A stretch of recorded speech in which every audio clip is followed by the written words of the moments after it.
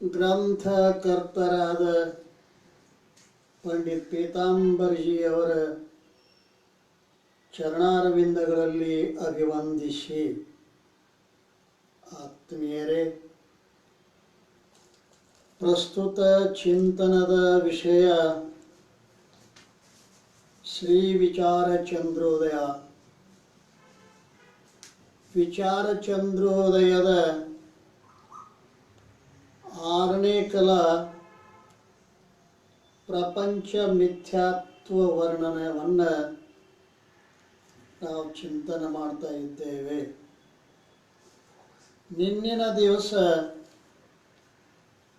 ಭೇದ ಭ್ರಾಂತಿಯನ್ನು 5 ಪ್ರಕಾರವಾಗಿ ಹೇಳಿಕೊಂಡು ಬಂದಿದ್ದಾರೆ. ಮೊದಲನೇದ್ದು ಭೇದ ಭ್ರಾಂತಿ, ಎರಡನೇದ್ದು ಕರ್ತೃತ್ವ ಭೋಕ್ತೃತ್ವದ ಭ್ರಾಂತಿ, ಮೂರನೇದ್ದು ಸಂಘ ಭ್ರಾಂತಿ, ನಾಲ್ಕನೇದ್ದು ವಿಕಾರ ಭ್ರಾಂತಿ, ಐದನೇದ್ದು ಬ್ರಹ್ಮಕ್ಕಿಂತಲೂ ಭಿನ್ನವಾದ ಜಗತ್ತಿನ ಸತ್ಯತ್ವದ ಭ್ರಾಂತಿ. ಈ 5 ಭ್ರಾಂತಿಗಳಿಗೆ ನಿವೃತ್ತಿಗೆ 5 ದೃಷ್ಟಾಂತಗಳನ್ನು ಹೇಳಿಕೊಂಡು ಬಂದಿದ್ದಾರೆ. ಆ 5 ದೃಷ್ಟಾಂತಗಳು ಯಾವುವು ಅಂತ ಕೇಳ, ಬಿಂಬ ಪ್ರತಿಬಿಂಬ ದೃಷ್ಟಾಂತದಿಂದ ಭೇದ ಭ್ರಮದ ನಿವೃತ್ತಿ ಆಗುತ್ತದೆ. ನಿನ್ನೆ ನೋಡಿದೇವಲ್ಲ, 128ನೇ ಪ್ರಶ್ನೆ ಏನದ? 128ನೇ ಪ್ರಶ್ನೆ, 5 ವಿಧವಾದ ಭ್ರಮಗಳ ನಿವೃತ್ತಿ ಯಾವ ದೃಷ್ಟಾಂತಗಳಿಂದ ಆಗುತ್ತದೆ? 128. ಉತ್ತರ ಏನು? ಬಿಂಬ ಪ್ರತಿಬಿಂಬ ದೃಷ್ಟಾಂತದಿಂದ ಭೇದ ಭ್ರಮದ ನಿವೃತ್ತಿಯಾಗುತ್ತದೆ. ಎರಡನೇದ್ದು ಯಾವುದು? ಕರ್ತೃತ್ವ ಭೋಕ್ತೃತ್ವದ ಭ್ರಾಂತಿ. ಎರಡನೇದ್ದು ಅದು ಕೆಂಪು ಬಣ್ಣದ ಬಟ್ಟೆ, ಕೆಂಪು ಬಣ್ಣ ಸ್ಫಟಿಕದಲ್ಲಿ ತೋರುವ ದೃಷ್ಟಾಂತದಿಂದ ಕರ್ತೃತ್ವ ಭೋಕ್ತೃತ್ವದ ಭ್ರಾಂತಿ ನಿವೃತ್ತಿಯಾಗುತ್ತದೆ ಅಂತ ಹೇಳಿದ. ಮೂರನೇದು ಯಾವುದು? ಸಂಘ ಭ್ರಾಂತಿ. ಸಂಘ ಭ್ರಾಂತಿಗೆ ಯಾವ ದೃಷ್ಟಾಂತ? ಘಟಾಕಾಶದ ದೃಷ್ಟಾಂತದಿಂದ ಸಂಘ ಭ್ರಾಂತಿ ನಿವೃತ್ತಿಯಾಗುತ್ತದೆ. ನಾಲ್ಕನೇದು ವಿಕಾರ ಭ್ರಾಂತಿ. ವಿಕಾರ ಭ್ರಾಂತಿ ಎದ್ರ ನಿವೃತ್ತಿ ಆಗ್ತೈತಿ? ಹಗ್ಗದಲ್ಲಿ ಕಲ್ಪಿತ ಸರ್ಪದ ದೃಷ್ಟಾಂತದಿಂದ ವಿಕಾರ ಭ್ರಾಂತಿ ನಿವೃತ್ತಿ ಆಗ್ತದೆ. ಐದನೇದ್ದು ಬ್ರಹ್ಮಕ್ಕೆ ಭಿನ್ನ ಜಗತ್ತಿನ ಸತ್ಯತ್ವದ ಭ್ರಾಂತಿ. ಬಂಗಾರದಲ್ಲಿ ಆಭರಣಗಳು ತೋರುವ ದೃಷ್ಟಾಂತದಿಂದ ಬ್ರಹ್ಮಕ್ಕಿಂತಲೂ ಭಿನ್ನವಾದ ಜಗತ್ತಿನ ಸತ್ಯತ್ವದ ನಿವೃತ್ತಿ ಆಗುತ್ತದೆ ಅಂತ ಹೇಳ್ಕೊಂಡು ಬಂದು, ಬಿಂಬ ಪ್ರತಿಬಿಂಬವಾದದಿಂದ ಬಿಂಬ ಪ್ರತಿಬಿಂಬ ದೃಷ್ಟಾಂತದಿಂದ ಭೇದ ಭ್ರಮ ನಿವೃತ್ತಿ ಆಗ್ತದೆ ಅಂತ ಹೇಳುವಾಗ ದೃಷ್ಟಾಂತ ಕೊಟ್ಟಿದ್ದಾರೆ. ದರ್ಪಣದಲ್ಲಿ ಮುಖದ ಪ್ರತಿಬಿಂಬ ಏನು ತೋರ್ತತೆ ಅಲ್ಲ, ಆ ಪ್ರತಿಬಿಂಬ ದರ್ಪಣದಲ್ಲಿ ಇರುವುದಿಲ್ಲ, ಇದ್ದಂಗೆ ತೋರ್ತದೆ. ಯಾಕಂದ್ರೆ ದರ್ಪಣ ನೋಡಲಿಕ್ಕೆ ಹೊರಟಿರ್ತಕ್ಕಂಥ ನೇತ್ರ ವೃತ್ತಿ ದರ್ಪಣವನ್ನು ಸ್ಪರ್ಶ ಮಾಡಿ ತಿರುಗಿ ಬಂದು ಮುಖವನ್ನೇ, ಅಂದ್ರೆ ಬಿಂಬ ರೂಪವಾದ ಮುಖವನ್ನೇ ನೋಡುತ್ತದೆ. ಆದ್ದರಿಂದ ಬಿಂಬವಾದ ಯಾವ ಮುಖ ಇರುವುದೋ ಆ ಮುಖದೊಡನೆ ಪ್ರತಿಬಿಂಬ ಭಿನ್ನವಿರುತ್ತದೆ. ಅಂದ್ರೆ ಬಿಂಬವಾದ ಮುಖವೇ ಪ್ರತಿಬಿಂಬ ಒಂದು ಬಿಂಬ ಒಂದು ಎರಡು ಇಲ್ಲವೇ ಇಲ್ಲ, ಅಭಿನ್ನ ಅಂದ್ರೆ ಒಂದೇ. ಆದ್ದರಿಂದ ಪ್ರತಿಬಿಂಬ ಮಿಥ್ಯ ಅಲ್ಲ, ಪರಂತು ಸತ್ಯವಾಗಿದೆ. ಪ್ರತಿಬಿಂಬ ಸತ್ಯ ಆಗಿದೆ, ಪರಂತು ಪ್ರತಿಬಿಂಬದ ಧರ್ಮಗಳೇನದಾವಲ್ಲ, ಅವೆಷ್ಟು ಧರ್ಮಗಳದಾವ? 3 ಧರ್ಮಗಳನ್ನು ಹೇಳ್ಯಾರ. ಬಿಂಬಕ್ಕಿಂತಲೂ ಭಿನ್ನವಾಗಿ ಇದ್ದಂಗೆ ಕಾಣಿಸ್ತದೆ. ಬಿಂಬ ಕುತ್ತಿಗೆ ಮ್ಯಾಗ ಐತಿ, ಪ್ರತಿಬಿಂಬ ಕನ್ನಡ್ಯಾಗ ಐತಿ ಅಂತ ಅನಿಸ್ತದ. ಅದು ಮಿಥ್ಯಾದ ಪ್ರತಿಬಿಂಬದ ಧರ್ಮ. ಅದು ದರ್ಪಣದ ಒಳಗಿದ್ದಂಗೆ ತೋರ್ತದೆ, ದರ್ಪಣದೊಳಗೆ ಇಲ್ಲವೇ ಇಲ್ಲ. ಇದು ಎರಡನೇದು. ಪ್ರತಿಮೆಯದ ಧರ್ಮ ಮಿಥ್ಯಾದ. ಬಿಂಬಕ್ಕಿಂತಲೂ ವಿಪರೀತ ತೋರುವಿಕೆ, ಪ್ರತ್ಯಂಗುಖತ್ವ. ಪೂರ್ವಕ್ಕೆ ಮುಖ ಮಾಡಿದ್ರೆ ಅದು ಪಶ್ಚಿಮ ಮುಖ ಮಾಡಿದಂಗೆ ಕಾಣಿಸ್ತೈತಲ್ಲ, ಇದು ಕೂಡ ಏನದ ಅಂತ ಕೇಳಿದ್ರೆ ಮಿಥ್ಯ ಅದ. ಈ ಮೂರು ಧರ್ಮಗಳು ಅವುಗಳ ಜ್ಞಾನ ಏನದ, ಇದು ಭ್ರಾಂತಿ ಅದ. ಆದ್ದರಿಂದ ಈ ಧರ್ಮಗಳನ್ನು ಮಿಥ್ಯಾತ್ವ ನಿಶ್ಚಯಾತ್ಮಕವಾಗಿ ಆ ಧರ್ಮಗಳ ಮಿಥ್ಯ ಅಂತ ತಿಳಿಬೇಕಾಗಿದೆ. ಧರ್ಮಿಯಾದ ಮುಖ ಪ್ರತಿಬಿಂಬ ಮಿಥ್ಯ ಅಲ್ಲ. ಯಾಕಲ್ಲ? ಪ್ರತಿಬಿಂಬ ಅಂದ್ರೆ ಅದು ಬಿಂಬದ ಸ್ವರೂಪವೇ ಅದ. ಅದನ್ನ ಪ್ರತಿಬಿಂಬ ಮಿಥ್ಯ ಅಲ್ಲ, ಪ್ರತಿಬಿಂಬ ಸತ್ಯದ. ಪ್ರತಿಬಿಂಬತ್ವದ ಮಿಥ್ಯತ್ವ ಧರ್ಮಗಳು ಏನದಾವ, ಆ ಧರ್ಮಗಳು ಮಿಥ್ಯ ಅದಾವೆ. ಇಲ್ಲದೆ ಇದ್ದಂಗೆ ತೋರ್ತಾವೆ.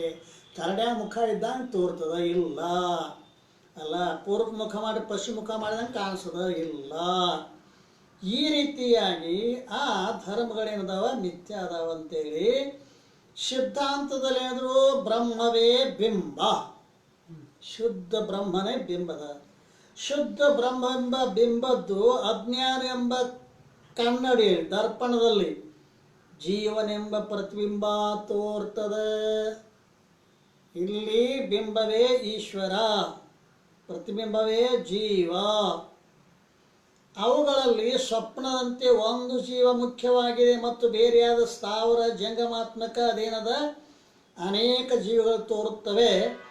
ಇವು ಜೀವಾಭಾಸ ಇರುತ್ತವೆ. ಇವು ಜೀವಾಭಾಸ ಅದಾವೆ.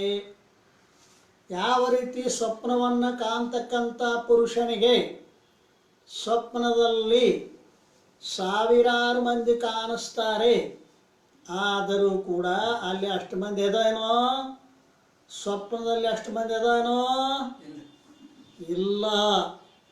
ಅದು ತೋರ್ತಾವಲ್ಲ ಜೀವಾಭಾಸ. ಈ ರೀತಿಯ ಜೀವರೂಪ ಪ್ರತಿಬಿಂಬಗಳು ಈಶ್ವರೂಪ ಬಿಂಬದೊಡನೆ ಯಾವಾಗಲೂ ಅಭಿನ್ನವಾಗಿ ಇದ್ದಾವೆ. ಅವು ಯಾವಾಗಲೂ ಅಭಿನ್ನವಾಗಿನ ಅದಾವ ಜೀವಾಭಾಸಗಳು. ಮಾಯೆ ಬಲದಿಂದ ಯಾವ ಜೀವಿ ಧರ್ಮವಾದ ಯಾವ ಬಿಂಬ ರೂಪ ಈಶ್ವರತ್ವಕ್ಕಿಂತಲೂ ಬೇರೆಯಾಗಿರುವುದು. ಜೀವತ್ವ, ಅಲ್ಪಜ್ಞತ್ವ, ಅಲ್ಪಶಕ್ತಿತ್ವ, ಪರಿಚ್ಛಿನ್ನತ್ವ, ಅನೇಕತ್ವ ಇತ್ಯಾದಿಗಳೇನದಾವಲ್ಲ ಈ ಧರ್ಮಗಳು ಮಿಥ್ಯಾ ಪ್ರತೀತಿಯಾಗ್ತವ. ಇದಕ್ಕೆ ಇವೆಲ್ಲ ಭ್ರಾಂತಿ. ಆದ್ದರಿಂದ ಅವುಗಳ ಮಿಥ್ಯಾತ್ವ ಪೂರ್ವಕವಾಗಿ ಬಾಧಿಸಿ ಜೀವ ಪ್ರತಿಬಿಂಬ ಮತ್ತು ಈಶ್ವರೂಪ ಬಿಂಬ ಇವುಗಳ ಅಭೇದವನ್ನು ನಿಶ್ಚಯ ಮಾಡಬೇಕು. ಈ ರೀತಿಯಾಗಿ ಬಿಂಬ ಪ್ರತಿಬಿಂಬ ದೃಷ್ಟಾಂತದಿಂದ ಭೇದ ಭ್ರಮದ ನಿವೃತ್ತಿ ಹೇಳಿ, ಈ ಕೆಂಪು ಬಣ್ಣದ ಬಟ್ಟೆ ಮೇಲೆ ಧರಿಸಿರುವ ಸ್ಫಟಿಕ ಮಣಿಯ ದೃಷ್ಟಾಂತದಿಂದ ಯಾವ ಭ್ರಮ ನಿವೃತ್ತಿ ಆಗ್ತದ? ಕರ್ತೃತ್ವ ಭೋಕ್ತೃತ್ವದ ಭ್ರಮ ನಿವೃತ್ತಿ ಆಗ್ತದ. ಕೆಂಪು ಬಣ್ಣದ ಮ್ಯಾಗ ಒಂದು ಸ್ಫಟಿಕ ಇಟ್ಟಾರ, ಕೆಂಪು ಬಣ್ಣದ ಬಟ್ಟೆ ಮ್ಯಾಗ ಒಂದು ಸ್ಫಟಿಕ ಮಣಿ ಇಟ್ಟಾರೆ. ಸ್ಫಟಿಕ ಶುಭ್ರದ, ಆದರೂ ಆ ಶುಭ್ರವಾದ ಸ್ಫಟಿಕದೊಳಗ ಕೆಂಪು ಬಣ್ಣ ತೋರ್ತದ. ಬಟ್ಟೆಯ ಧರ್ಮ ಅದ, ಅದು ಸ್ಫಟಿಕದ ಧರ್ಮ ಅಲ್ಲ, ಬಟ್ಟೆಯ ಧರ್ಮ ಅಲ್ರಿ. ಈ ವಸ್ತ್ರ ಮತ್ತು ಸ್ಫಟಿಕಗಳ ವಿಯೋಗ ಆದಾಗ ಸ್ಫಟಿಕದಲ್ಲಿ ತೋರ್ತದೇನೋ ಇಲ್ಲ. ಆದ್ದರಿಂದ ಅದು ಸ್ಫಟಿಕದ ಧರ್ಮ ಅಲ್ಲ, ಕಿಂತು ಬಟ್ಟೆಯ ಧರ್ಮ. ಆದ್ದರಿಂದ ಕೆಂಪುತನ ಸ್ಫಟಿಕದ ಧರ್ಮ ಅಲ್ಲ, ಆದರೆ ಸ್ಫಟಿಕದಲ್ಲಿ ಭ್ರಾಂತಿಯಿಂದ ತೋರ್ತದ. ಹಾಗೆ ಕರ್ತೃತ್ವ ಭೋಕ್ತೃತ್ವಗಳು ಅಂತಃಕರಣದ ಧರ್ಮಗಳದಾವೆ. ಆದ್ರೆ ಅವು ತಾದಾತ್ಮ ಸಂಬಂಧದಿಂದ ಆತ್ಮನಲ್ಲಿ ತೋರ್ತಾ ಇದ್ದಾವೆ. ಕರ್ತೃತ್ವ ಭೋಕ್ತೃತ್ವ ಎದ ಧರ್ಮ? ಅಂತಃಕರಣದ ಧರ್ಮ. ಅಂತಃಕರಣಕ್ಕೂ ಆತ್ಮನಿಗೂ ತಾದಾತ್ಮ ಸಂಬಂಧದ. ದೃಷ್ಟಾಂತದಲ್ಲಿ ಬಟ್ಟೆಗೂ ಸ್ಫಟಿಕ ಮನೆಗೂ ಯಾವ ಸಂಬಂಧದ? ಸಂಯೋಗ ಸಂಬಂಧದ. ಇಲ್ಲೇ ಸಂಯೋಗ ಸಂಬಂಧ ಇಲ್ಲ ಅಂತಃಕರಣಕ್ಕೂ ಆತ್ಮನಿಗೂ. ಯಾಕೆ ಸಂಯೋಗ ಸಂಬಂಧ ಇರಬೇಕಾಗಿತ್ತು ಅಂದ್ರೆ ಎರಡು ವಸ್ತುಗಳು ಸಮಾನ ಸತ್ಯವುಳ್ಳವುಗಳಾಗಿರಬೇಕು. ನೇಮದ ಸಂಯೋಗ ಸಂಬಂಧ. ವೃಕ್ಷ ಪಕ್ಷಿ ವೃಕ್ಷನೋ ವ್ಯಾವಹಾರಿಕ ಸತ್ಯ, ಪಕ್ಷಿನೂ ವ್ಯಾವಹಾರಿಕ, ವೃಕ್ಷ ಪಕ್ಷಿ. ಇಲ್ಲಿ ಈ ರೀತಿಯಾಗಿ ಅವು ವ್ಯಾವಹಾರಿಕದ ಎರಡು ಸ್ಫಟಿಕ ಮತ್ತು ಬಟ್ಟೆ ಇರುವುದರಿಂದ ಅವು ಸಂಯೋಗ ಸಂಬಂಧ ಘಟಿಸ್ತದೆ. ಆದರೆ ಆತ್ಮನಿಗೂ ಅಂತಃಕರಣಕ್ಕೂ ಭಿನ್ನ ಸತ್ಯ ಅದ. ಆತ್ಮ ಪಾರಮಾರ್ಥಿಕ ಸತ್ಯ ಅದಾನ, ಅಂತಃಕರಣ ವ್ಯಾವಹಾರಿಕ ಶಕ್ತಿ ಉಳಿದದೆ. ಆದ್ದರಿಂದ ಸಂಯೋಗ ಸಂಬಂಧ ಇಲ್ಲ, ತಾದಾತ್ಮ ಸಂಬಂಧ ಅದ. ಆತ್ಮನಿಗೂ ಅಂತಃಕರಣಕ್ಕೂ ತಾದಾತ್ಮ ಕಲ್ಪಿತ ಭೇದ, ವಾಸ್ತವ ಭೇದಕ್ಕೆ ತಾದಾತ್ಮ ಸಂಬಂಧ ಅಂತಾರೆ. ಅಂತಃಕರಣೊಂದು ಆತ್ಮೊಂದು ಭೇದ ಕಾಣಿಸ್ತದೆ, ಅದು ಕಲ್ಪಿತದ, ಸುಳ್ಳದ. ಇರುವಂದೇ ಆತ್ಮನ ಸತ್ಯದ. ಈ ರೀತಿಯಾಗಿ ಕರ್ತೃತ್ವ ಭೋಕ್ತೃತ್ವ ಅಂತಃಕರಣ ಧರ್ಮಗಳಾಗಿವೆ. ಅವು ತಾದಾತ್ಮ ಸಂಬಂಧಿತ ಆತ್ಮಲ್ಲಿ ತೋರ್ತಾವ. ಆದ್ರೆ ಅಂತಃಕರಣ ಧರ್ಮ ಅದಾವ, ಅವು ಆತ್ಮನ ಧರ್ಮ ಅಲ್ಲ. ಆತ್ಮನ ಧರ್ಮವೇ ಆಗಿದ್ದರೆ ಸುಷುಪ್ತಿ ಅವಸ್ಥೆಯಲ್ಲಿ ಕರ್ತೃ ಭೋಕ್ತ ತೋರ್ಬೇಕಾಗಿತ್ತು, ತೋರುವುದಿಲ್ಲ. ಆತ್ಮ ಅದಾನ, ಧರ್ಮ ಇಲ್ಲ. ಆದ್ದರಿಂದ ಅವು ಆತ್ಮನ ಧರ್ಮ ಅಲ್ಲ. ಆದರೆ ಭ್ರಾಂತಿಯಿಂದ ಆತ್ಮನಲ್ಲಿ ತೋರುತ್ತವೆ. ಈ ಪ್ರಕಾರ ಸ್ಫಟಿಕದಲ್ಲಿ ಕೆಂಪತ್ವದ ಪ್ರತೀತಿಯ ದೃಷ್ಟಾಂತದಿಂದ ಕರ್ತೃತ್ವ ಭೂತ ಭ್ರಾಂತಿ ನಿವೃತ್ತಿಯಾಗ್ತದೆ ಅಂತ ಹೇಳಿ ಸಂಘ ಭ್ರಾಂತಿಗೆ ದೃಷ್ಟಾಂತ ಹೇಳ್ಯಾರ. ಎದದು? ಘಟಾಕಾಶ. ಘಟ ಉಪಾದಿಂದ ಕೂಡಿರುವ ಆಕಾಶಕ್ಕೆ ಘಟಾಕಾಶ ಅಂತಾರೆ. ಕೇವಲ ಆಕಾಶಕ್ಕೆ ಘಟಾಕಾಶ ಅನ್ನೋದಿಲ್ಲ, ಘಟ ಉಪಾದಿಂದ ಕೂಡಿರ್ತಕ್ಕಂಥ ಆಕಾಶಕ್ಕೆ ಘಟಾಕಾಶ. ಆ ಆಕಾಶದ ಸಂಘದೊಡನೆ, ಆಕಾಶದ ಸಂಘ ಘಟದೊಡನೆ ತೋರುತ್ತದೆ. ಆಕಾಶದ ಸಂಘ ತೋರ್ತದೆ, ಬಾಯಿ ಹೋಗೋದು ಮನೆಗೆ ಬರೋದು.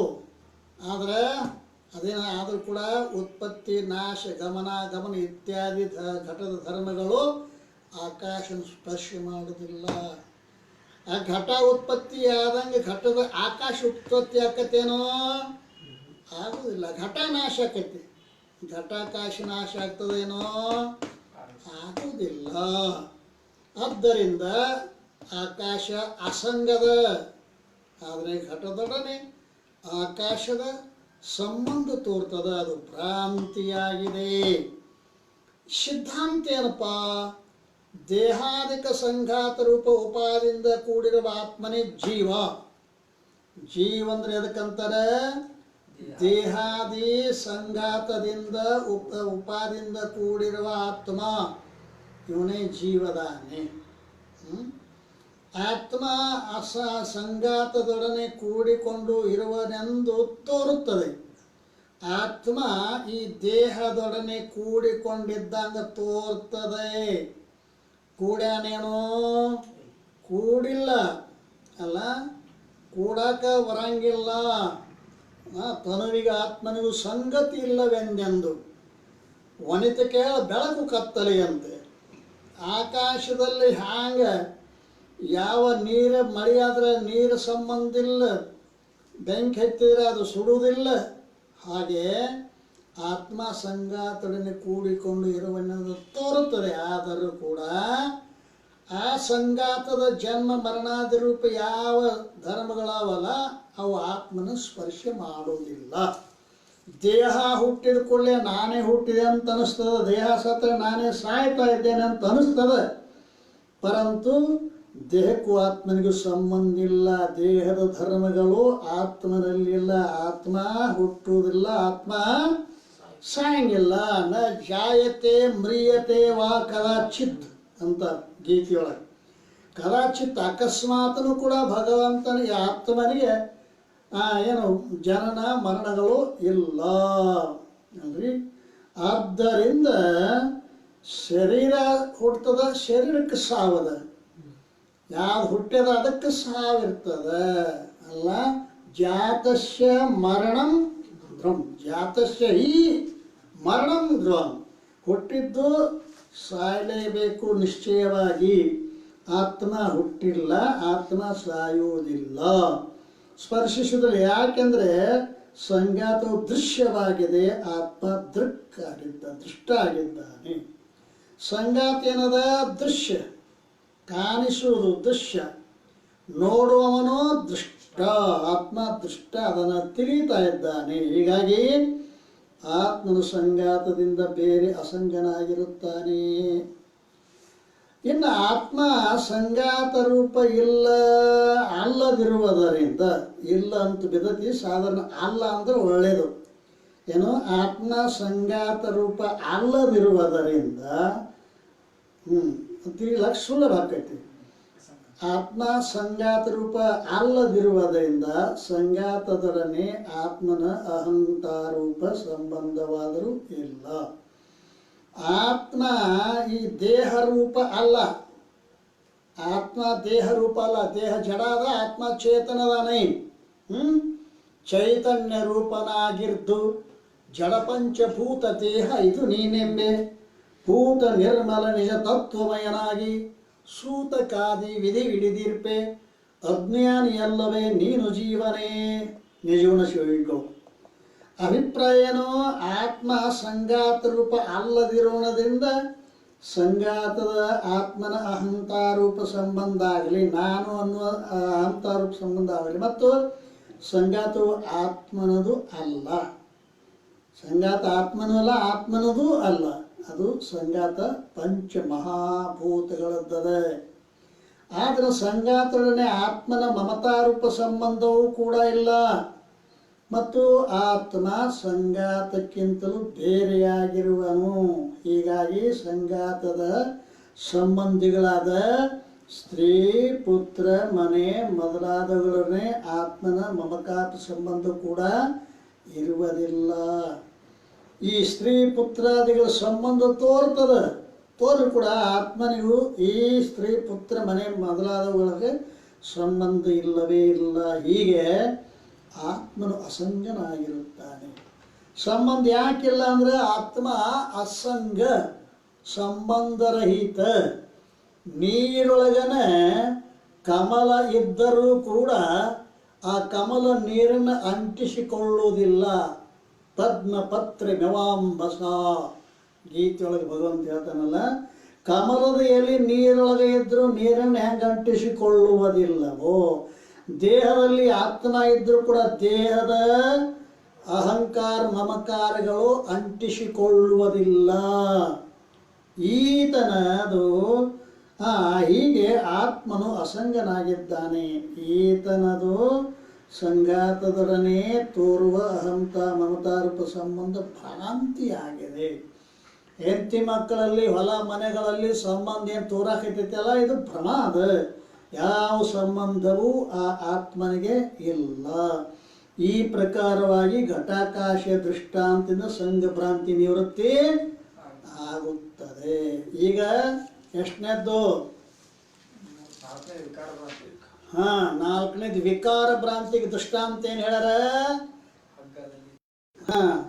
ಹಗ್ಗದಲ್ಲಿ ಕಲ್ಪಿತ ಸರ್ಪದ ದೃಷ್ಟಾಂತದಿಂದ ವಿಕಾರ ಭ್ರಾಂತಿ ನಿವೃತ್ತಿಯಾಗುತ್ತದೆ. ಹಗ್ಗದಲ್ಲಿ ಕಲ್ಪಿತ ಸರ್ಪದ ದೃಷ್ಟಾಂತದಿಂದ ಏನಕತಿ ವಿಕಾರ ಭ್ರಾಂತಿಗೆ ಏನು ಲಕ್ಷಣ ಹೇಳ್ಯಾರ ಗೊತ್ತದ?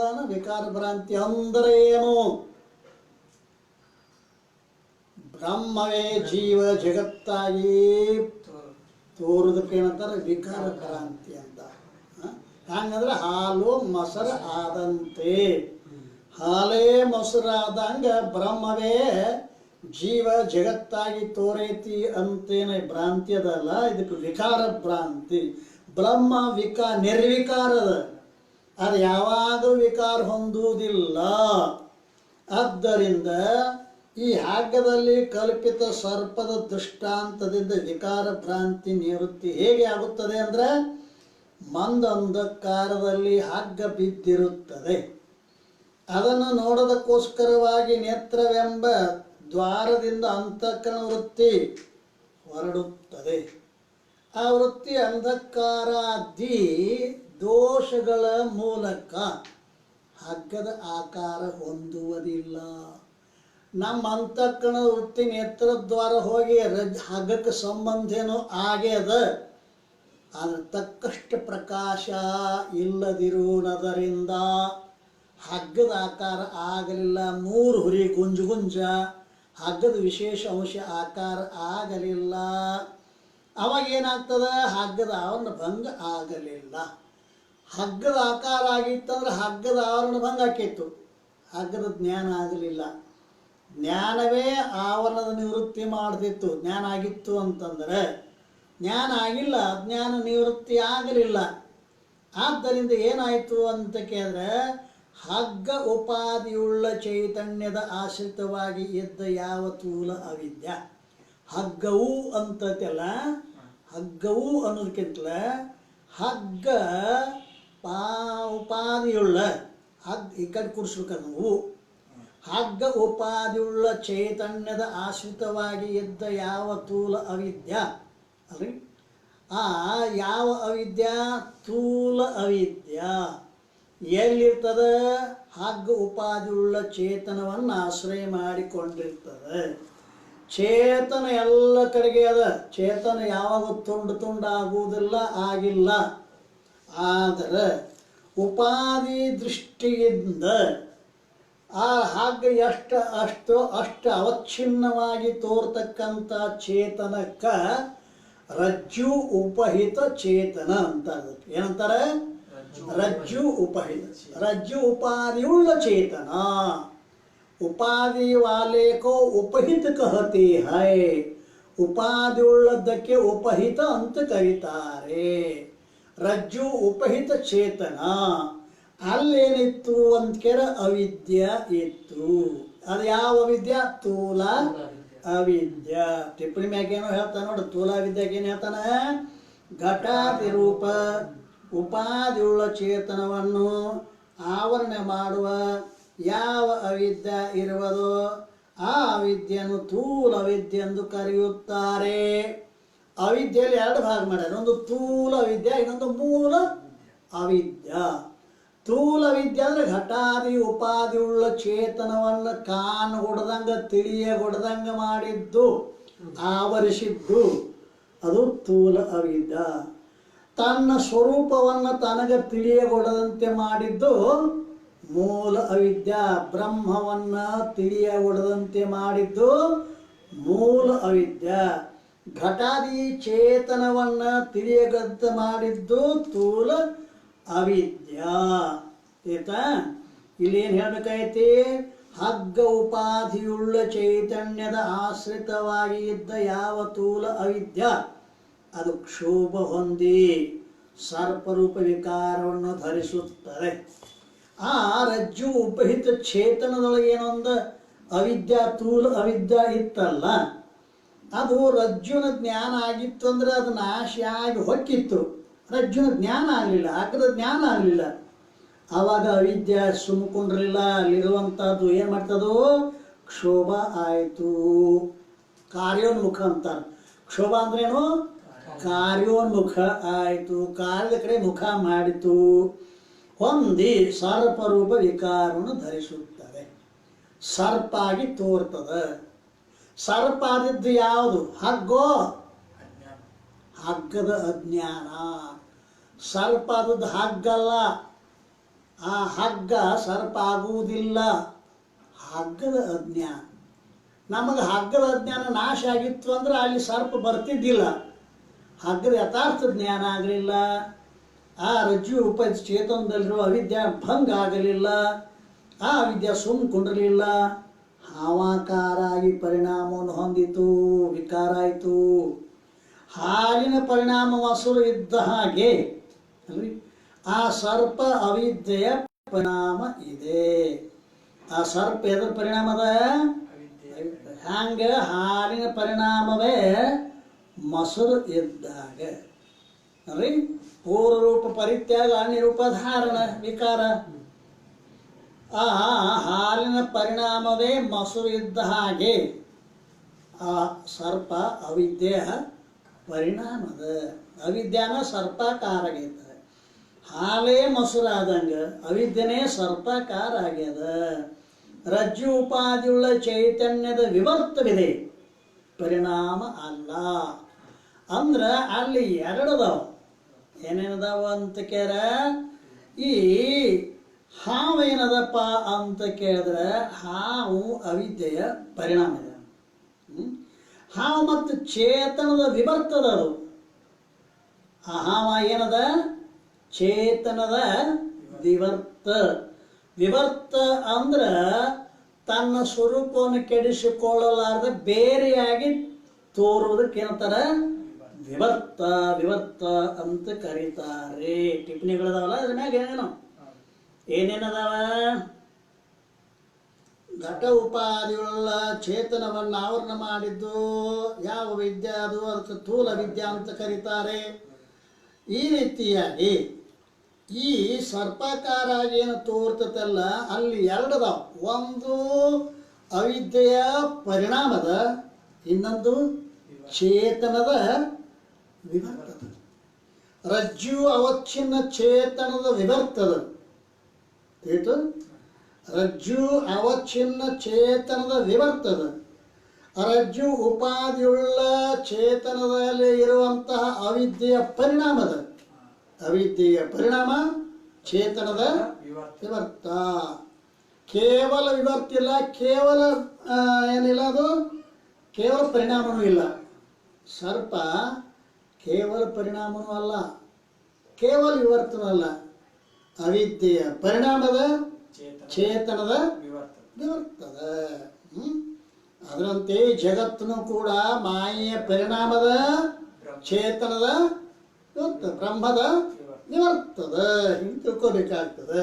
ಆತ ಈ ಚೈತನ್ಯ ಹಾಗೆ ಬ್ರಹ್ಮ ಚೈತನ್ಯದ ಆಶ್ರಿತವಾದ ಯಾವ ಮೂಲ ವಿದ್ಯೆ ಇರುವುದು? ಬ್ರಹ್ಮ ಚೈತನ್ಯದ ಆಶ್ರಿತದಲ್ಲಿ ಯಾವ ವಿದ್ಯಾರ್ಥಿ? ಮೂಲ ವಿದ್ಯೆ ಇರ್ತದೆ. ಅದು ಪ್ರಾರಬ್ಧಾದಿ ನಿಮಿತ್ತದಿಂದ ಕ್ಷೋಭ ಹೊಂದಿ ಜಡ ಚೈತನ್ಯ ಪ್ರಪಂಚ ರೂಪ ವಿಕಾರವನ್ನು ಹೊಂದುತ್ತದೆ.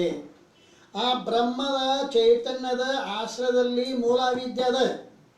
ಬ್ರಹ್ಮದ ಜ್ಞಾನ ಆಗಿದ್ದರೆ ಮೂಲ ಅವಿದ್ಯೆ ನಾಶ ಆಕಿತ್ತು. ಪರಂತು ಬ್ರಹ್ಮಜ್ಞಾನ ಆಗಲಿಲ್ಲ. ಆ ಬ್ರಹ್ಮದಲ್ಲಿ ಆಶ್ರಿತವಾಗಿರುವ ಮೂಲ ಅಜ್ಞಾನ ಅವಿದ್ಯೆ ಏನು ಮಾಡಿತು ಅಂತ ಕೇಳ? ಪ್ರಾರಬ್ಧಾದಿ ನಿಮಿತ್ತದಿಂದ ಅಲ್ಲಿ ಮಂದಂಧಕಾರದ ನಿಮಿತ್ತದಿಂದ ದೃಷ್ಟಾಂತ ಇತ್ತು. ಸ್ವಚ್ಛ ಬೆಳಕಿತ್ತಂದ್ರೆ ಅದ್ಯಾಕೆ ಬರ್ತಿತ್ತಪ್ಪ ಅಲ್ಲಿ ಹಾವ? ಯಾಕೆ ಅಲ್ಲಿ ನಿಮಿತ್ತ ಏನಾಯ್ತು? ದೃಷ್ಟಾಂತದೊಳಗ ಮಂದಂಧಕಾರ ನಿಮಿತ್ತದಿಂದ ಅದು ಸರ್ಪಾಕಾರ ರಜ್ಜು ಆಕಾರ ಆಗಲಿಲ್ಲ. ಆ ಸ್ಥೂಲಾವಿದ್ಯೆ ಹಂಗ ಉಳಿದಿತ್ತು. ಆ ಸ್ಥೂಲಾವಿದ್ಯೆ ಪರಿಣಾಮ ಆಯ್ತು.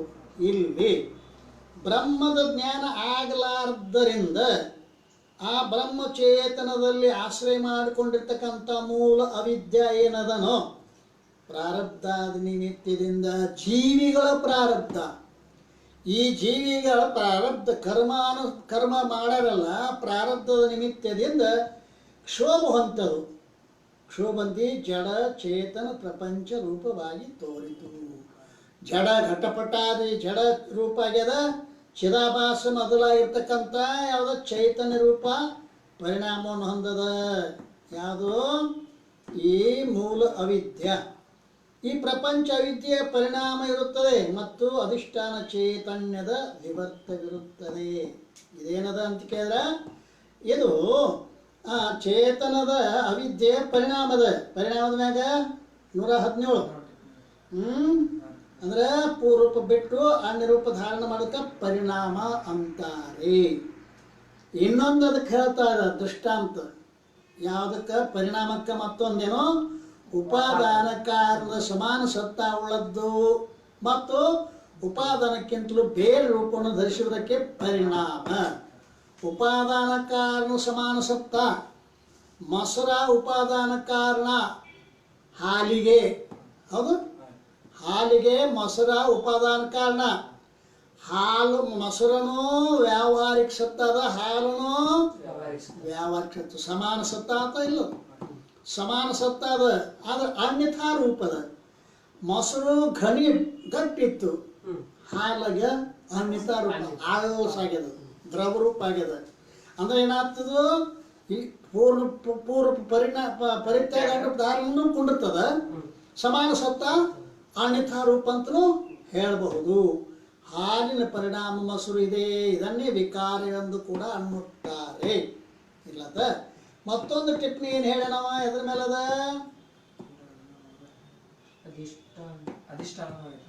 ಹಾ ಅಧಿಷ್ಠಾನ. ಅಧಿಷ್ಠಾನ ಚೈತನ್ಯದ ವಿವರ್ತವಾಗಿದೆ.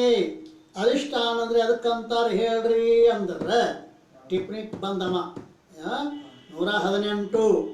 ಯಾವುದು ತಾನು ನಿರ್ವಿಕಾರೂಪವಾಗಿದ್ದು ಅವಿದ್ಯೆಯಿಂದ ಮಾಡಲ್ಪಟ್ಟ ಕಲ್ಪಿತ ಕಾರ್ಯಕ್ಕೆ ಆಶ್ರಯ ಇರುವುದೋ ಅದು ಅಧಿಷ್ಠಾನ. ಅಧಿಷ್ಠಾನ ಏನದ? ನಿರ್ವಿಕಾರ ರೂಪದಿಂದದ. ಹಗ್ಗದಾಗ ಹಾವು ತೋರುವಾಗ ಹಾಗೇನು ವಿಕಾರ ಆಗಿಲ್ಲ, ತಿಳಿತು? ನಿರ್ವಿಕಾರದ. ಮತ್ತು ಅವಿದ್ಯೆಯಿಂದ ಮಾಡಲ್ಪಟ್ಟ ಕಲ್ಪಿತ ಕಾರ್ಯಕ್ಕೆ ಆಶ್ರಯವಾಗಿದೆ. ಅವಿದ್ಯೆಯಿಂದ ಮಾಡಲ್ಪಟ್ಟ ಕಲ್ಪಿತ ಕಾರ್ಯ, ಹಗ್ಗದೊಳಗಿನ ಕಲ್ಪಿತ ಕಾರ್ಯ ಹಾವ. ಆ ಹಾವಕ್ಕೆ ಏನಾಗೈತಿ? ಕಲ್ಪದ ಆಶ್ರಯ ಆಗೈತಿ ಅಲ್ರಿ, ಅದಕ್ಕೆ ಅಧಿಷ್ಠಾನ ಅಂತ ಕರೀತಾರೆ. ಹಗ್ಗನ ಇದ್ದಿದ್ದಿಲ್ಲ ಅಂದ್ರೆ ಅಲ್ಲಿ ಹಾವು ಬರ್ತಿದ್ದಿಲ್ಲ. ಆದ್ದರಿಂದ ಆ ಹಗ್ಗ ನಿರ್ವಿಕಾರದಿಂದ ಇದ್ದು ಕಲ್ಪಿತ ಕಾರ್ಯಕ್ಕೆ ಆಶ್ರಯ ಆಗೈತಲ್ಲ, ಇದಕ್ಕೇನಂತಾರ? ಅಧಿಷ್ಠಾನ. ಹಗ್ಗಕ್ಕೆ ಅಧಿಷ್ಠಾನ ಅಂತಾರೆ. ಹಗ್ಗಕ್ಕೆ ಅಧಿಷ್ಠಾನಕ್ಕೆ ಯಾಕತ್ರಿಪ್ಪ ನೀವು ಅಂತ ಕೇಳಿದ್ರೆ, ಅದು ಕಲ್ಪಿತ, ಅದು ತಾನು ನಿರ್ವಿಕಾರದ ಕಲ್ಪಿತ ಕಾರ್ಯರೂಪವಾದ ಹಾವಿಗೇನದ? ಆಶ್ರಯ ಆಗ್ಯದ. ಆದ್ದರಿಂದ ಅದು ಅಧಿಷ್ಠಾನ ಅಂತ ಕರೆದಾರೆ. ಕಲ್ಪಿತ ಸರ್ಪದ ಅಧಿಷ್ಠಾನ ರಜ್ಜು ಇದೆ, ಅದನ್ನ ಹೇಳ್ತಾರೆ ನೋಡಿ. ಉದಾಹರಣೆ ಹೇಳ್ತಾರೆ, ಕಲ್ಪಿತ ಸರ್ಪದ ಅಧಿಷ್ಠಾನ ಇದೆ ರಜ್ಜು. ಇದನ್ನೇ ಪರಿಣಾಮಿ ಉಪಾದಾನಕ್ಕಿಂತಲೂ ವಿಲಕ್ಷಣ ಎರಡನೇದಾದ ವಿವರ್ತ ಉಪಾದಾನ ಕಾರಣವೆಂದು ಎನ್ನುತ್ತಾರೆ.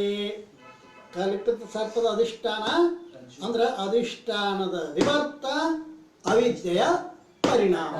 ಚಂದಂಗೆ ತಿಳ್ಕೊಬೇಕಿದು. ಹಾವ ಒಂದರಿಂದ ತಯಾರಾಗಿಲ್ಲದು. ಅಲ್ಲಿ ಅಧಿಷ್ಠಾನನೂ ಐತಿ, ಅವಿದ್ಯಾನೂ ಐತಿ. ಅಧಿಷ್ಠಾನ ಏನಾಗೈತಿ? ಪರಿಣಾಮ ಆಗೈತಿ, ವಿವರ್ತ ಆಗೈತಿ. ಅವಿದ್ಯಾನೈತಿ, ಪರಿಣಾಮ ಆಗ್ಯದ. ಬ್ಯಾರೆ ಮಾಡಿ ತೋರಿಸ್ತದ ಅವಿದ್ಯಾ. ಹಾಗೇನ್ರಿ ಬ್ಯಾರೆ ಆಗೈತೇನೋ? ಇಲ್ಲ, ಅದಕ್ಕೆ ವಿವರ್ತ ಆಗೈತಿ. ತಾನು ಕೆಡಲಾರ್ದನೆ ಅದಕ್ಕೆ ಆಶ್ರಯ ಆಗ್ಯದ. ಇನ್ನೊಂದು 19ನೇ ಟಿಪ್ಪಣಿ ಒಂದದ ನೋಡು ಅಲ್ಲ, ಏನದ? ಅಧಿಷ್ಠಾನಕ್ಕಿಂತಲೂ ವಿಷಮ ಸತ್ತ ಉಳಿದ್ದು ಅಂದರೆ ಅಲ್ಪ ಮತ್ತು ಸತ್ತ ಉಳಿದ್ದು ಅಧಿಷ್ಠಾನಕ್ಕಿಂತಲೂ ಅನ್ಯಥಾ ರೂಪ ಅಂದರೆ ಬೇರೆ ಪ್ರಕಾರದ ಆಕಾರವಾಗಿರುವುದು ಅದು ವಿವರ್ತ. ಅಧಿಷ್ಠಾನಕ್ಕಿಂತಲೂ ವಿಷಮ ಸತ್ತ. ಇಲ್ಲಿ ವಿವರ್ತಕ್ಕೂ ಪರಿಣಾಮಕ್ಕೂ ವ್ಯತ್ಯಾಸ ಗೊತ್ತಾಗ್ತಿಲ್ಲ. ಪರಿಣಾಮದೊಳಗೆ ಏನೈತಿ?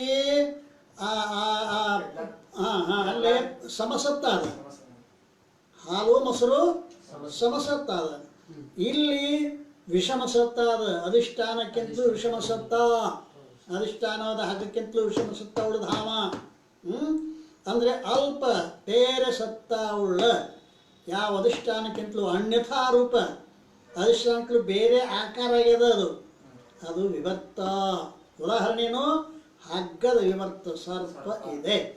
ಇದನ್ನೇ ಕಲ್ಪಿತ ಕಾರ್ಯ, ಕಲ್ಪಿತ ವಿಶೇಷ ಅಂತ ಕೂಡ ಕರೀತಾ ಇದ್ದಾರೆ. ಒಟ್ಟಿನ ಮ್ಯಾಲೆ ಈಗ ಮೂಲ ವಿಷಯಕ್ಕೆ ಬರೋಣ. ಎದ್ರ ಸಲುವಾಗಿ ಏನು ಹೇಳಕತ್ತಾರೆ ಈಗ? ವಿಕಾರ ಅದಲ್ಲ. ವಿಕಾರ ಆಗಿಲ್ಲಪ್ಪ.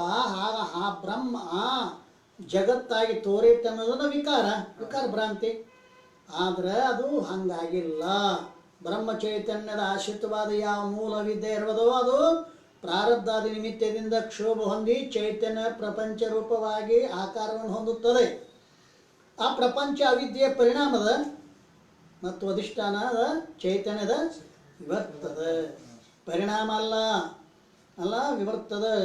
ಅಧಿಷ್ಠಾನ ಚೇತನ ವಿವರ್ತದ. ಈ ಪ್ರಕಾರವಾಗಿ ಹಗ್ಗದಲ್ಲಿ ಕಲ್ಪಿತ ಸರ್ಪದ ದೃಷ್ಟಾಂತದಿಂದ ವಿಕಾರ ಭ್ರಾಂತಿ ನಿವೃತ್ತಿಯಾಗುತ್ತದೆ. ಹಗ್ಗ ವಿಕಾರ ಆಗಿಲ್ಲ, ಬ್ರಹ್ಮ ವಿಕಾರ ಆಗಿಲ್ಲ. ಹಗ್ಗದ ಅಜ್ಞಾನ ಏನಾಗೈತಿ? ಪರಿಣಾಮ ಆಗೈತಿ. ಆ ಅಧಿಷ್ಠಾನವಾಗಿರ್ತಕ್ಕಂಥ ಹಗ್ಗ ಅದು ತಾನು ವಿಕಾರ ಹೊಂದಲಾರದೆ ಬೇರೆ ಆಕಾರ ಆಗಿ ತೋರ್ತದ. ಅದಕ್ಕೆ ವಿವರ್ತ ಅಂತಾರ, ಅದಕ್ಕೆ ಪರಿಣಾಮ ಅಂತಾರೆ. ಆಯ್ತು. ಕೊನೆಯದು ಯಾವುದು? ಬ್ರಹ್ಮಕ್ಕಿಂತಲೂ ಭಿನ್ನ ಜಗತ್ತಿನ ಸತ್ಯತ್ವ ಭ್ರಾಂತಿ. ಅದನ್ನ ನೆನಪು ಮಾಡ್ಕೊಂಡು ಇದನ್ನು ಹೇಳ್ಬೇಕಂದ್ರೆ ಗೊತ್ತಾಕೈತೆ ಅದು. ಜಗತ್ತಿನ ಸತ್ಯತ್ವ ಭ್ರಾಂತಿ ಅದಕ್ಕೇನು ದೃಷ್ಟಾಂತ? ಬಂಗಾರದಲ್ಲಿ ಆಗುವ ಕುಂಡಲದ ಪ್ರತೀತಿಯ ದೃಷ್ಟಾಂತದಿಂದ ಬೇರೆಯಾದ ಬ್ರಹ್ಮಕ್ಕಿಂತಲೂ ಬೇರೆಯಾದ ಜಗತ್ತಿನಲ್ಲಿ ತೋರುವ ಸತ್ಯತ್ವದ ಭ್ರಾಂತಿ ನಿವೃತ್ತಿ ಯಾವ ರೀತಿಯಿಂದ ಆಗುತ್ತದೆ? ಅದಕ್ಕೆ ಉತ್ತರ ಹೇಳ್ತಾರೆ, ಕನಕ ಕುಂಡಲ ಈ ಎರಡರಲ್ಲಿ ಕಾರಣ ಕಾರ್ಯಭಾವದಿಂದ ಭೇದವು ತೋರುತ್ತದೆ. ಕನಕ ಅಂದರೆ ಬಂಗಾರ, ಕುಂಡಲ ಅಂದ್ರೆ ಕಿವ್ಯಾಗ ಹಾಕುವ ಆಭರಣ. ಬಂಗಾರ ಕಾರಣ, ಕುಂಡಲ ಕಾರ್ಯ. ಬಂಗಾರ ಕಾರಣ, ಕುಂಡಲ ಕಾರ್ಯ. ಈ ಎರಡರಲ್ಲಿ ಏನದ? ಕಾರಣ ಕಾರ್ಯ ಭೇದ ಭಾವದಿಂದ ಅದ. ಈ ಕಾರಣ ಮತ್ತು ಕಾರ್ಯದ ಭೇದ ಅದ, ಆದರೆ ಅದು ಕಲ್ಪಿತವಾಗಿದೆ. ಈ ಭೇದ ಏನದ? ಇದು ಕಲ್ಪಿತದ. ಬಂಗಾರ ಬಿಟ್ಟು ಆಭರಣ ಬ್ಯಾರೆ, ಅದೊಂದು ಆಭರಣ ಒಂದು ಬೇರೆ, ಬಂಗಾರ ಒಂದು ಬೇರೆ. ಯಾರು ಅದಾವೇನಲ್ಲೇ? ಯಾವಿಲ್ಲ, ಕಲ್ಪಿತದ. ಆಭರಣದು ಬಂಗಾರದೊಳಗ ಕಲ್ಪಿತದ. ಬಂಗಾರಕ್ಕಿಂತಲೂ ಕುಂಡಲದ ಬೇರೆಯಾದ ಸ್ವರೂಪವಾದರೂ ಕೂಡ ಕಂಡು ಬರುವುದಿಲ್ಲ. ಬಂಗಾರಕ್ಕಿಂತಲೂ ಬ್ಯಾರೆ ಐತೇನೋ ಕುಂಡಲ?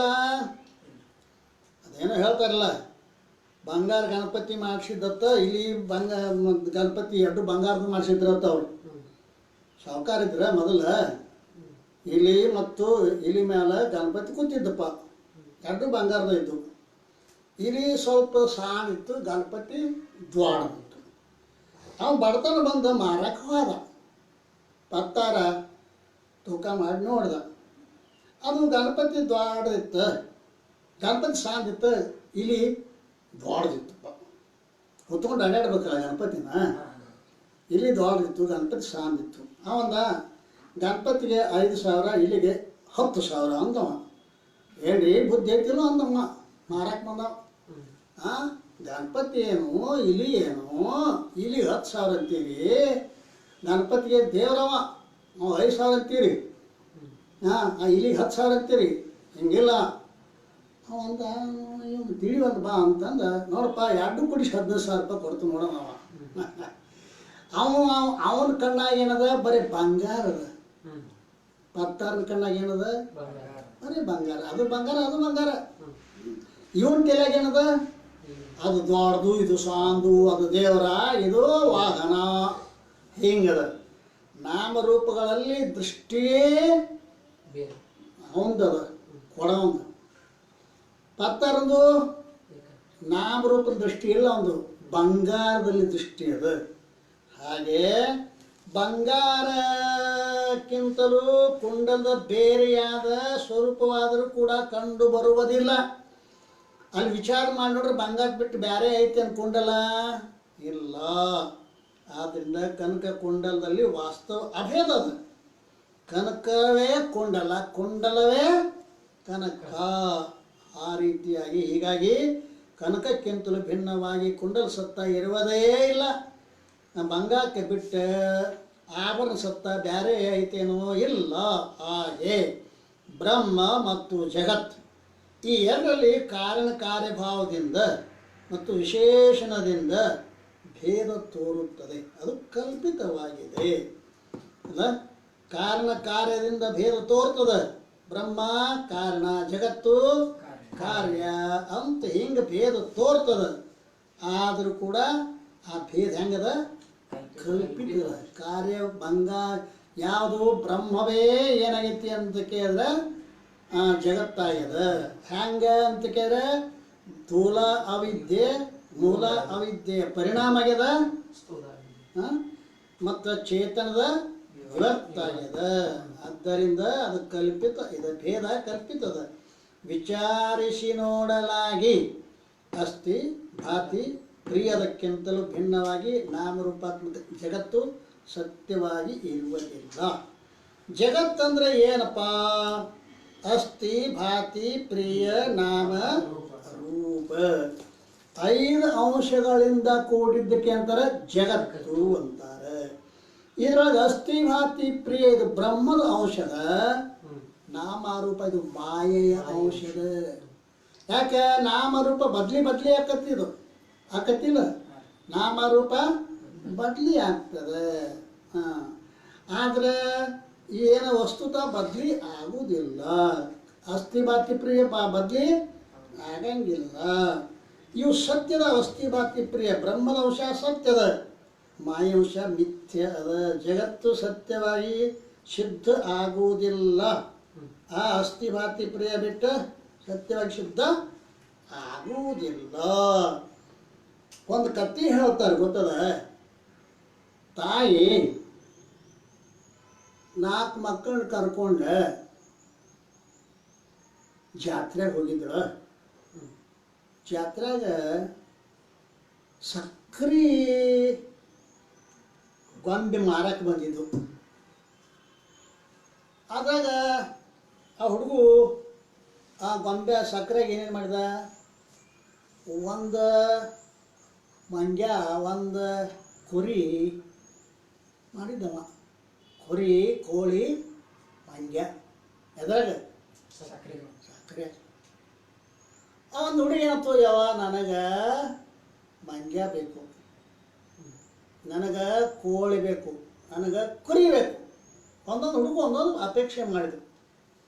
ಆಕೆ ಏನಾದ್ರು, ತಮ್ಮ ಕೋಳಿಗೆ ಏನು ಹೇಳಿದಿ, ಕುರಿಗೆ ಏನು ಹೇಳಿದಿ, ಮಂಗ್ಯಕ್ಕೆ ಏನು ಹೇಳಿದಿ ಅಂದ್ರೆ ಆಕೆ ಅವಂದ, ನೀ ಕೋಳಿ ಅರಿತವ, ಕುರಿ ಅರಿತವ, ಮಂಗ್ಯಾನ ಅರಿತವ. ಒಟ್ಟು ನೋಡುದು 20 ರೂಪಾಯಿಗೆ kg ಅವನವ. ಒಂದು ಅರ್ಧ kg ಕೊಡಪ್ಪ ಅಂದ. ತೂಕ ಮಾಡಿ ಒಗದ. ಅದ್ರಾಗ ಆಕೆ ಏನು ಹುಡುಗು ಬೇಡ್ತಿದ್ದಿಲ್ಲ. ಮಂಗ್ಯ ಬೇಡಿದಕ್ಕೆ ಮಂಗ್ಯ ಕೊಟ್ಟಳು, ಕುರಿ ಬೇಡಿದಕ್ಕೆ ಕುರಿ ಕೊಟ್ಟಳು, ಅಲ್ಲ ಕೋಳಿ ಬೇಕಾದ್ರದ್ದು ಕೋಳಿ ಕೊಟ್ಟಳು. ಅವು ತಿನ್ಕೋತ ಕುಣ್ಕೋತ ಮನೆಗೆ ಬಂದ ಏನಾಯ್ತು ಅಂತ ಮಲ್ಕೊಂಡಿದ್ದು. ರಾತ್ರಿ ಅಣ್ಣ ಬಂದ. ಆಕೆ ಅಣ್ಣ ಚಹಾ ಮಾಡಬೇಕಂತ ಹೊಂಟು. ಸಕ್ಕರೆ ಖಾಲಿ ಆಗಿತ್ತು. ಇನ್ನೇನು ಮಾಡಬೇಕು? ಹುಡುಗರ ಕೈಯಾಗಿದ್ದು ನೋಡವ, ಕೋಳಿ ಕುರಿ ಮಂಗ್ಯ ಒಂದೊಂದು ತಿಂದದ್ದು, ಒಂದು 2 ಕೈಯಾಗಿ ಹಿಡ್ಕೊಂಡು ಮಕ್ಕೊಂಡಿದ್ದು ಅಲ್ಲ. ತಕ್ಕೊಂಡ್ರು, ಅದನ್ನ ಕುದಿಸಿರು, ಚಹಾ ಮಾಡಿ ಅಣ್ಣನ ಕೈಯಾಗ ಕೊಡಕ್ಕೆ ಬಂದರು. ಆಕೆ ಗಂಡ ಬಂದ. ಸಕ್ಕರೆ ಇದ್ದಿದ್ದಲ್ಲಿ ಚಹಾ ಹೆಂಗೆ ಮಾಡಿರಿ ಅಂದ. ಅವಾಗ ಕುರಿ ಕೋಳಿ ಹಾಕಿ ಮಾಡೀನಿ ಅಂದ್ರೆ ಆಕೆ ಕುರಿ ಕೋಳಿ ಹಾಕಿ ಮಾಡೀನಿ ಅಂದರು. ಕಪಾವಿಷ್ಟು ಕೆಳಗೆ ಇಟ್ಟವ ಅಣ್ಣ, ಕುರಿ ಕೋಳಿ ಹಾಕಿ ಚಹಾ ಮಾಡ್ತೀರಿ ಹೀಗೆ ಅಂದವ.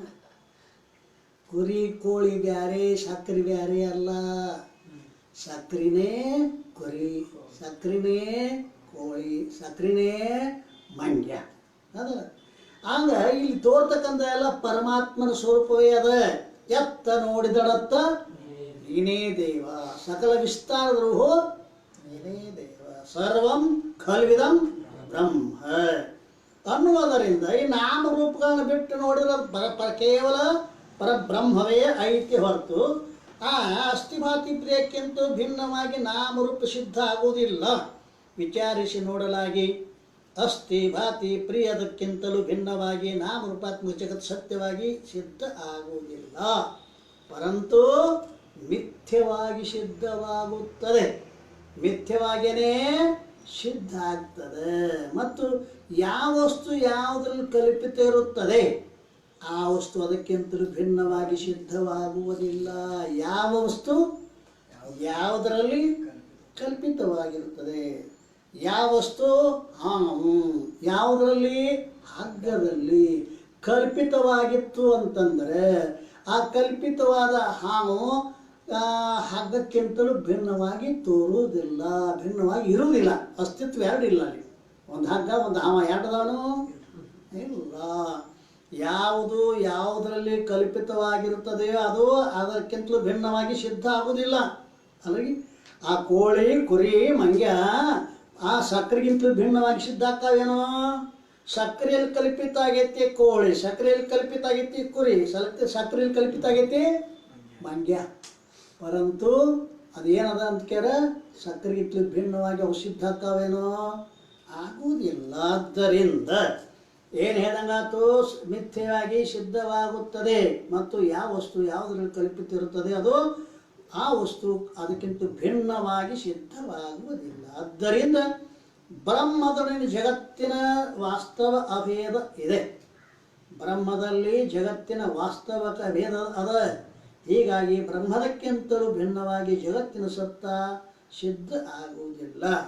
ಬ್ರಹ್ಮ ಒಂದು ಸತ್ಯ, ಜಗತ್ತೊಂದು ಸತ್ಯ ಇಲ್ಲ. ಏಕಂ ಏವಂ ಅದ್ವಿತೀಯಂ ಬ್ರಹ್ಮ, ಒಂದೇ ಒಂದು ಅದ, ಅಲ್ಲಿ ಯಾರು ಶುದ್ಧ ಆಗುವುದಿಲ್ಲ.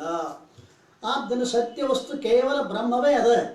ಆದ್ದರಿಂದ ಈ ಪ್ರಕಾರವಾಗಿ ಕನಕದಲ್ಲಿ ಆಗುವ ಕುಂಡಲದ ಪ್ರತೀತಿಯ ದೃಷ್ಟಾಂತದಿಂದ ಬ್ರಹ್ಮಕ್ಕಿಂತಲೂ ಭಿನ್ನ ಜಗತ್ತಿನಲ್ಲಿರುವ ಸತ್ಯತ್ವ ಭ್ರಾಂತಿ ನಿವೃತ್ತಿ ಆಗುತ್ತದೆ. ಈಗ 5 ಭ್ರಾಂತಿಗಳನ್ನು 5 ದೃಷ್ಟಾಂತಗಳನ್ನು ಚೆನ್ನಾಗಿ ನೆನಪಾಗಿ ಇಟ್ಕೋಬೇಕು. ಯಾವ ಭ್ರಾಂತಿಗೆ ಯಾವ ದೃಷ್ಟಾಂತದ ಭ್ರಾಂತಿ ಎಷ್ಟು ಪ್ರಕಾರದವ? ವಾರ್ತೆ ಮುಖ್ಯಾಂಶಗಳು ಅಂತ ಹೇಳ್ತಿರ್ತಾರೆ, ಗೊತ್ತೈತೇನು? ಕೊನೆಗೆ ಇದು ಮುಖ್ಯಾಂಶಗಳು. ಈಗ ಇಲ್ಲಿ ತನಕ ಬಂದೈತಲ್ಲ, ವಾರ್ತೆ ಮುಖ್ಯಾಂಶಗಳು ಏನಪ್ಪ? ಭ್ರಾಂತಿ ಎಷ್ಟು ಪ್ರಕಾರದವ? ಯಾವ್ಯಾವ್ದು ಹೇಳು? ಭೇದ ಭ್ರಾಂತಿ, ಕರ್ತೃತ್ವ ಭ್ರಾಂತಿ, ಸಂಘ ಭ್ರಾಂತಿ, ವಿಕಾರ ಭ್ರಾಂತಿ, ಬ್ರಹ್ಮಕ್ಕಿಂತಲೂ ಜಗತ್ತಿನ ಸತ್ಯತ್ವದ ಭ್ರಾಂತಿ. ಇವು 5 ಭ್ರಾಂತಿ ಅವು. ಇವು 5 ದೃಷ್ಟಾಂತಗಳು ಕೊಟ್ಟಾರ. ಯಾವ್ದು? ಭೇದ ಭ್ರಾಂತಿಗೆ ಯಾವ ದೃಷ್ಟಾಂತ ಅದ? ಬಿಂಬ ಪ್ರತಿಬಿಂಬ ದೃಷ್ಟಾಂತದಿಂದ ಭೇದ ಭ್ರಾಂತಿ ನಿವೃತ್ತಿ ಆಗುತ್ತದೆ. ಅದ ಎರಡನೇದು ಕರ್ತೃತ್ವ ಭೋಕ್ತೃತ್ವದ ಭ್ರಾಂತಿಗೆ ದೃಷ್ಟಾಂತ ಈಗ ಕೆಂಪು ವಸ್ತ್ರದ ಮ್ಯಾಲ ಒಂದು ಸ್ಫಟಿಕವನ್ನಿಟ್ಟಾಗ ಸ್ಫಟಿಕದಲ್ಲಿ ಕೆಂಪತ್ತು ತೋರ್ತದೆ, ಅದು ಸ್ಫಟಿಕದ ಅಲ್ಲ. ಹಾಗೆ ಇಲ್ಲಿ ಏನದಪ್ಪ ಅಂತ ಕೇಳಿದ್ರೆ ಸ್ಫಟಿಕ ಯಾವುದು? ದೃಷ್ಟಾಂತ ಸಿದ್ಧಾಂತ ಸ್ಫಟಿಕ ಯಾವುದು? ಆತ್ಮ. ಆತ್ಮ ಸ್ಫಟಿಕದಂಗ ಶುಭ್ರದಾನೆ. ಆ ಕರ್ತೃತ್ವ ಭೋಕ್ತೃತ್ವಗಳು ಎದರು ಅಂತ ಕೇಳಿದ್ರೆ ಅಂತಃಕರಣಕ್ಕೂ ಆತ್ಮನಿಗೆ ಎಂತ ಸಂಬಂಧ? ಕಲ್ಪಿತ ತಾಜಾತ್ಮ ಸಂಬಂಧ. ಆ ದೃಷ್ಟಾಂತದೊಳಗ ಆ ಕೆಂಪು ವಸ್ತ್ರಕ್ಕೂ ಸ್ಫಟಿಕಕ್ಕೂ ಯಾವ ಸಂಬಂಧ? ಅದು ಸಂಯೋಗ ಸಂಬಂಧ. ಇಲ್ಲಿ ತಾಜಾತ್ಮ ಸಂಬಂಧ. ಯಾಕ ಸಂಯೋಗ ಆಗಂಗಿಲ್ಲ? 2 ವಸ್ತುಗಳು ಒಂದೇ ಸತ್ತಾದಿದ್ರೆ ಸಂಯೋಗ ಆಗ್ತದೆ. ಸಂಯೋಗ ಸಂಬಂಧ 2 ವಸ್ತು ಒಂದೇ ಸತ್ತಾದು ಇರಬೇಕು. ಇಲ್ಲಿ ಭಿನ್ನ ಸತ್ತ ಇತ್ತು ಅಂತಂದ್ರೆ ಅದಕ್ಕೆ ತಾಜಾತ್ಮ ಸಂಬಂಧ. ಅಂತಃಕರಣಕ್ಕೂ ಆತ್ಮನಿಗೂ ತಾಜಾತ್ಮ. ಆ ತಾಜಾತ್ ಸಂಬಂಧದಿಂದ ಅಂತಃಕರಣದ ಕರ್ತೃತ್ವಾದಿಗಳು ಆತ್ಮನಲ್ಲಿ ನಾನೇ ಕರ್ತ ನಾನೇ ಭೋಕ್ತ ಅಂತ ತೋರ್ತದಲ್ಲ. ಇದಕ್ಕೆ ಈ ಯಾವ ದೃಷ್ಟಾಂತದಿಂದ ಕರ್ತೃತ್ವ ಭೋಕ್ತೃ ನಿವೃತ್ತಿ ಆಗುತ್ತದೆ. ಮೂರನೇದು ಯಾವುದು? ಸಂಘ ಭ್ರಾಂತಿ. ದೃಷ್ಟಾಂತ ಯಾವುದು? ಅದಕ್ಕೆ ಘಟಾಕಾಶ. ಘಟದೊಡನೆ ಆ ಘಟ ಉಪಾದಿಯುಳ್ಳ ಆಕಾಶಕ್ಕೆ ಘಟಾಕಾಶ ಅಂತಾರೆ. ಘಟ ಬಾಯಿಗೆ ಹೋಗತಿ, ಘಟ ಮನೆಗೆ ಬರ್ತತಿ, ಪರಂತು ಆಕಾಶ ಅದು ಕೂಡ ಹೋಗೋದವರೆಗೂ ಮಾಡಂಗಿಲ್ಲ. ಯಾಕೆ? ಪರಿಪೂರ್ಣದ. ಇನ್ನು ಘಟದ ಉತ್ಪತ್ತಿ ನಾಶಗಳು ಘಟಾಕಾಶಕ್ಕದಾವೇನು? ಘಟ ಹುಟ್ಟಿದ ಬಳಿಕ ಅದ್ರ ಜೊತೆಗಿನ ಆಕಾಶ ಹುಟ್ಟಿದನು ಒಳಗಿಂದು. ಆಕಾಶ ಹುಟ್ಟುದಿಲ್ಲ. ಘಟ ಹೊಡೆದ್ರೆ ಆಕಾಶ ನಾಶನೂ ಆಗುವುದಿಲ್ಲ. ಹಾಗೆ ಆತ್ಮನಿಗೆ ಉತ್ಪತ್ತಿ ನಾಶಗಳಿಲ್ಲ, ಶರೀರಕ್ಕೆ ಉತ್ಪತ್ತಿ ನಾಶಗಳು ಅದಾವೆ. ಈ ರೀತಿಯಾಗಿ ಸಂಘ ಭ್ರಾಂತಿಗೆ ಘಟದ ಸಂಘ ಆಕಾಶಕ್ಕೆ ಸಂಬಂಧ ಇಲ್ಲ. ಹಾಗೆ ಆತ್ಮನಿಗೆ ದೇಹದಲ್ಲಿ ಅಹಮತ, ದೇಹಕ್ಕೆ ಸಂಬಂಧವಾದ ಪತಿಪುತ್ರ ಸತಿಪುತ್ರಾದಿಗಳಲ್ಲಿ ಮಮತಾ ರೂಪ ಸಂಬಂಧ ಏನತ್ತಲ್ಲ, ಅದಕ್ಕೆ ಅವ್ರಿಗೆ ಸಂಬಂಧ ಇಲ್ಲವೇ ಇಲ್ಲ. ಆತ್ಮ ಹೆಂಗದ? ಅಸಂಗ ಅದಾನೆ. ಈ ರೀತಿ ಯಾವ ದೃಷ್ಟಾಂತಿದು? ಯಾವ ಭ್ರಾಂತಿ? ಸಂಘ ಭ್ರಾಂತಿಗೆ ಘಟಾಕಾಶದ ದೃಷ್ಟಾಂತ. ಮೂರದು. ನಾಲ್ಕನೇದು ಯಾವುದು? ವಿಕಾರ ಭ್ರಾಂತಿ. ಬ್ರಹ್ಮವೇ ವಿಕಾರ ಆಗಿ ಜಗತ್ತಾಗೈತಿ ಅಂತ ತೋರ್ತದಲ್ಲ, ವಿಕಾರ ಭ್ರಾಂತಿ. ಇದಕ್ಕೆ ದೃಷ್ಟಾಂತೇನೋ? ಹಾಲು ಕೆಟ್ಟ ಮೊಸರಾಗದಂಗ, ಹಾಲೇ ಮೊಸರಾಗೈತಿ ಅಂತ ತಿಳ್ಕೊಂಡಂಗ ಬ್ರಹ್ಮವೇ ಜಗತ್ತಾಗೈತಿ ಅಂತ ತಿಳ್ಕೊಳ್ಳೋದಕ್ಕ ಎಂತದಕ್ಕ ವಿಕಾರ ಭ್ರಾಂತಿ. ಬ್ರಹ್ಮ ವಿಕಾರ ಆಗಂಗಿಲ್ಲದು, ಬ್ರಹ್ಮ ನಿರ್ವಿಕಾರದ. ಆದ್ದರಿಂದ ಬ್ರಹ್ಮದ ವಿಕಾರ ಅಲ್ಲ, ರಜ್ಜುವಿನ ವಿಕಾರ ಹಾವ ಅಲ್ಲ. ರಜ್ಜು ಅವಚ್ಛಿನ್ನ ಚೇತನದಲ್ಲಿರುವ ಸ್ಥೂಲ ಅವಿದ್ಯೆಯ ಪರಿಣಾಮ ಹಾವು. ರಜ್ಜುವಿನ ವಿವರ್ತ ಹಾವು.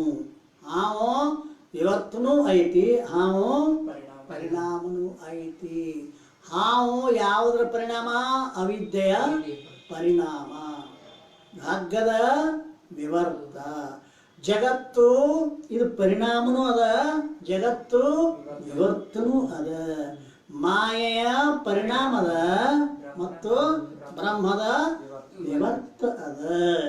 ಇದು ಯಾವ ದೃಷ್ಟಾಂತ? ಎದಕ್ಕಾಗಿ? ವಿಕಾರ ಭ್ರಾಂತಿ. ಕೊನೆದು ಬ್ರಹ್ಮಕ್ಕಿಂತಲೂ ಜಗತ್ತಿನ ಸತ್ಯತ್ವದ ಭ್ರಾಂತಿ. ಅದಕ್ಕೆ ಏನ್ ದೃಷ್ಟಾಂತ ಹೇಳ್ಯಾರ? ಕನಕ ಕುಂಡಲ ನ್ಯಾಯದಂತೆ. ಕನಕ ಕುಂಡಲಗಳಲ್ಲಿ ಕಾರಣ ಕಾರ್ಯಭಾವ ಭೇದ ಅದ, ಪರಂತು ಅದೇನದ ಅಂತ ಕೇಳಿ ವಿಚಾರ ಮಾಡಿದ್ರೆ ಅವು ಎರಡು ವಸ್ತು ಪ್ರತ್ಯೇಕವಾಗಿ ಇಲ್ಲ. ಕುಂಡಲ ಕನಕವೇ ಕುಂಡಲ ಆಗ್ಯದ ಅದಲ್ಲ, ಕನಕಕ್ಕೆ ಬಿಟ್ಟು ಕುಂಡಲ ಪ್ರತ್ಯೇಕತೆ ಇಲ್ಲ. ಹಾಗೆ ಬ್ರಹ್ಮವನ್ನು ಬಿಟ್ಟ ಜಗತ್ತಿಗೆ ಪ್ರತ್ಯೇಕತೆ ಇಲ್ಲ. ಜಗತ್ತು ಏನದಪ್ಪ ಅಂತ ಕೇಳಿದ್ರೆ ಅವಿದ್ಯೆಯ ಪರಿಣಾಮದ ಚೇತನದ ವಿವರ್ತದ ಅಂಥೇಳಿ 5 ಭ್ರಾಂತಿಗಳ ಬಗ್ಗೆ ಹೇಳ್ಕೊಂಡು ಬಂದಿದ್ದಾರೆ. ಯಾಕೆ? ಅದು ಸ್ವಲ್ಪ ಕಠಿಣ ಇರುವುದರಿಂದ ಇಲ್ಲೇ ಬುದ್ಧಿ ಮೇಲೆ ಹೊಳಿಸಿ ತಿರುಗಾಡಿದಾಗ ಒಂದು ಗಟ್ಟಿ ಆಗ್ತದೆ. ಅಂದರೆ ಈಗ ಭ್ರಾಂತಿಗೆ ಏನಂತಾರೀ? ಒಂದು ಹೊಸ ತಲೆ ಬಂತು, ಹೊಸ ಪ್ರಕರಣ ಬರ್ತದೆ. ಈ ಪ್ರಕಾರವಾಗಿ ಕನಕದಲ್ಲಿ ಆಗುವ ಕುಂಡಲ ಪ್ರತೀತಿಯ ದೃಷ್ಟಾಂತದಿಂದ ಬ್ರಹ್ಮಕ್ಕಿಂತಲೂ ಭಿನ್ನ ಜಗತ್ತಿನ ಅಲ್ಲಿ ಇರುವ ಸತ್ಯತ್ವ ಭ್ರಾಂತಿ ನಿವೃತ್ತಿ ಆಗುತ್ತದೆ. ಆಯಿತು, ಭ್ರಾಂತಿ ಅಂದ್ರೆ ಏನ್ರಿ ಅಂತ ಕೇಳಿದ್ರೆ, ಭ್ರಾಂತಿ ಅಂದ್ರೆ ಅಧ್ಯಾಸದ ತಮ್ಮ, ಅಧ್ಯಾಸದ ಭಾಳ ಭಾಳ ಅಗಲದ. ಆ ವಿಷಯವನ್ನ ನಾಳಿನ ದಿವಸ ಚಿಂತನೆ ಮಾಡೋಣ. ಸತ್ಪೂರ್ಣ ಜಯ.